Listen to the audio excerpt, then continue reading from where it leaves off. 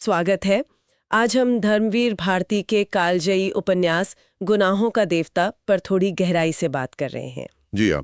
और हमारे पास गुनाहों का देवता, प्रेम, पात्र और प्रभाव लेख से कुछ खास जानकारियां भी हैं। हाँ, तो इस चर्चा का मकसद यही है कि उपन्यास के जो दिल छूने वाले विचार हैं, जो यादगार किरदार हैं और उसका जो सांस्कृतिक असर रहा है उसे थोड़ा समझें, खासतौर पर आज के समय में उसकी प्रासंगिकता। बिल्कुल। तो चलिए शुरू करते हैं। सबसे हैरान करने वाली बात शायद यही है कि भारती जी ने इसे महज 24 साल की उम्र में लिखा था। हाँ, ये तो है।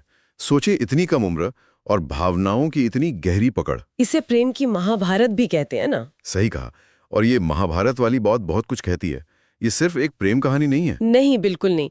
ये तो धर्म, कर्तव्य और वो जो व्यक्तिगत इच्छाएं होती हैं, उनके बीच का एक अनवरत युद्ध है एक तरह से। और भारती जी की भाषा, वो तो कमाल है। हाँ, वो सीधे दिल में उतरती है।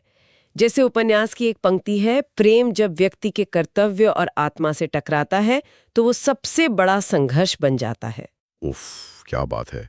ये सिर्फ एक वाक्य नहीं है। नहीं, ये तो चंदर और सुधा के पूरे रिश्ते का सार है। बिल्कुल।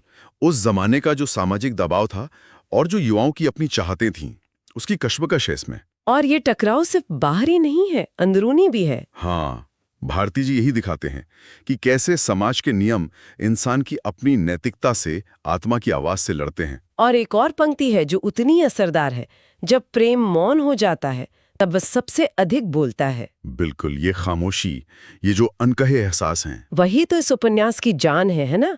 चंदर और सुधा के बीच जो कहा नहीं गया, वो कहे हुए से कहीं ज्यादा वजन रखता है, कहीं ज्यादा। ये मौन सिर्फ संकोच तो नहीं है। नहीं, सिर्फ संकोच नहीं, ये उस दौर की नैतिकता, इज्जत और शायद एक तरह की बेबसी भी दिखाता है। पात्रों को देखें तो और साफ होता है। हाँ, जैसे चंदर को ही लें, चंद्रकांत, कायस्थ, होनहार शोध छात्र, आदर्शवादी। हाँ, पर सुधा के लिए अपने जज्बात वो जाहिर करने में हिचकता है।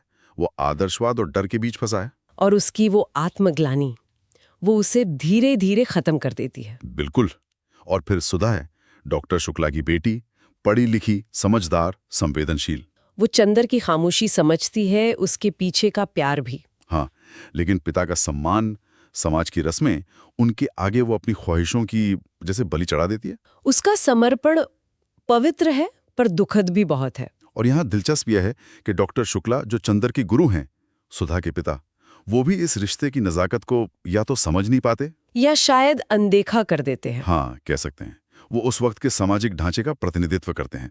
फिर बाद में पामेला और बिंती जैसे किरदार आते हैं। हाँ, जिनके जरिए चंदर शायद सुधा को भूलने की कोशिश करता है या एक भावनात्मक सहारा ढूंढता है। कोशिश करता है, पर वो जुड़ाव, वो गहराई, वो पवित्रता उसे कहीं और नहीं मिलती।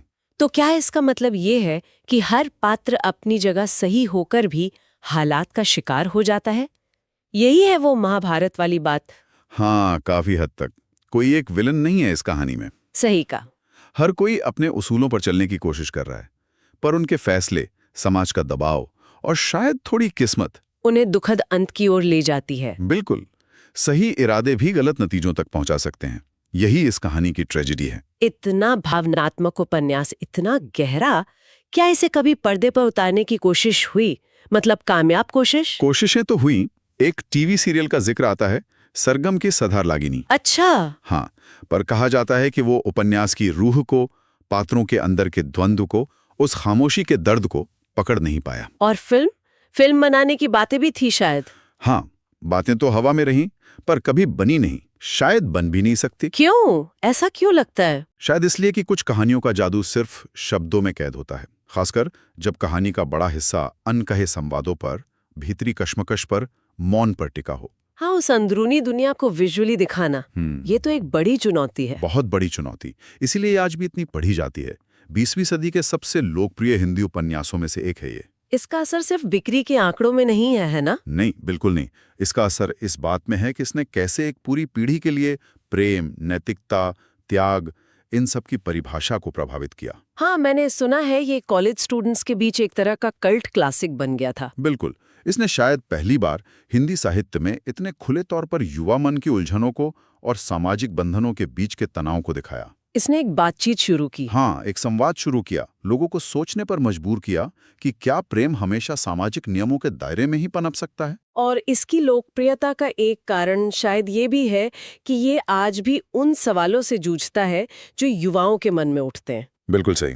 तो हमने देखा कि गुनाहों का देवता कैसे प्रेम, कर्तव्य, नैतिकता और खामोशी के कितने उलझे हुए ताने बाने को दिखाता है। हाँ, पात्रों का संघर्ष, उनके वो अनकहे जज्बात और उपन्यास का गहरा असर इसे आज भी खास बनाता है। तो जाते जाते एक सवाल श्रोताओं के लिए छोड़ जाते हैं सोचने को। हाँ, जरूर। क्या समाज के बनाए नियम और दिल की आवाज के बीच हमेशा टकराव जरूरी है? या फिर जैसे इस उपन्यास में दिखता है, क्या कुछ प्रेम कहानियां अपने अधूरेपन में ही पूरी होती हैं? क्या उनकी खूबसूरती इसी अधूरेपन में है? ये उपन्यास हमें इन्हीं सवालों के साथ छोड़ देता है, सोचने पर मजबूर करता है।